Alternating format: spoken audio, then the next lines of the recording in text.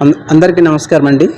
ఈ రోజున మన శశి టీవీ జర్నలిస్ట్ గారు భాను గారు మేకల ఆయన ఆధ్వర్యంలో మనల్ని హైదరాబాదు తీసుకొచ్చి క్యూటీవీ మల్లన్న గారుకి మనల్ని తీసుకొచ్చి పరిచయం చేశారండి. ఆయన మల్లన్న గారు కూడా ఆర్థికంగా మనకి 10,000 రూపాయలు సాయం చేశారు. అలాగే స్క్రీన్ మీద కూడా నెంబర్ వేశారండి. తమిళ ప్లేన్ నెంబర్ ఫోన్పే నెంబర్తో వేసేసారు. ఇంకా వేస్తాను, ప్రతి ఒక్కరు కూడా సాయం చేస్తున్నారు. ఆయన శశి టీవీ భాను గారికి అలాగే మల్లన్న గారికి మా ధన్యవాదాలు తెలియజేసుకుంటున్నామండి. అందరికీ నమస్కారం అండి. ఈరోజు మేము ప్రస్తుతం అయితే హైదరాబాద్లో ఉన్నాము. హైదరాబాద్ మల్లన్న గారి ఆఫీస్కి మరి మా యొక్క గోడిని విన్న శశి టీవీ జర్నలిస్టుగా పనిచేస్తున్నటువంటి భాను మేకల గారు మా యొక్క సమస్యని ప్రపంచానికి పరిచయం చేయడమే కాక ఆయన పర్సనల్గా తీసుకుని ఈరోజు మీకు ఆర్థిక సహాయం చేసే వాళ్ళని నేను పరిచయం చేస్తానని చెప్పి తీసుకొచ్చి హైదరాబాద్లో ఉన్నటువంటి క్యూ న్యూస్ మల్లన్న గారి దగ్గరికి తీసుకురావడం జరిగింది.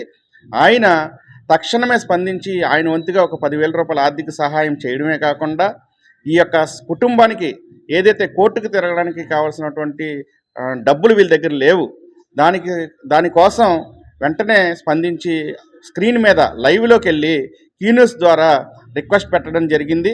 ఆ రిక్వెస్ట్ పెట్టడంతో ఆయన ఇచ్చినటువంటి 10,000 కాక ఇప్పుడు మరి కోడికత్తి సీను గారికి ఏదైతే జగన్మోహన్ రెడ్డి కేసులో మరి ఆరోపణలు ఎదుర్కొంటున్న కోడికత్తి సీను గారికి మరి ఇప్పుడు చాలామంది సహృదయంతో స్పందించి అనేక మంది వారికి తోచిన సహాయం చేస్తున్నారు.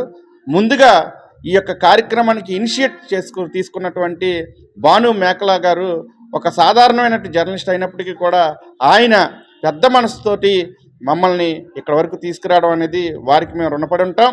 అదేవిధంగా ఈ సమస్యని స్పందించినటువంటి మల్లన్న గారికి మేము రుణపడి ఉంటాం. ముఖ్యంగా ఫస్ట్ 2 తెలుగు రాష్ట్రాల్లో కూడా సంచలనం సృష్టించినటువంటి ఈ కేసు విషయంలో అందరం మర్చిపోయినప్పటికీ కూడా శశి టీవీ యాజమాన్యం ఈ యొక్క సమస్యని మళ్ళీ వెలుగులోకి తీసుకొచ్చి ఇతనికి న్యాయం చేయడం కోసం పనిచేస్తున్నాం. మేము కొంచెం చాలా ఆనందంగా ఉంది. వారికి, వారి యాజమాన్యానికి, భాను మేకల గారికి, తీన్మార్ మల్లన్న గారికి, అదేవిధంగా తీన్మార్ మల్లన్న గారి టీంకి అందరికీ కూడా మా హృదయపూర్వక నమస్కారాలు, మరి జై భీములు తెలియజేసుకుని సెలవు తీసుకుంటున్నాం.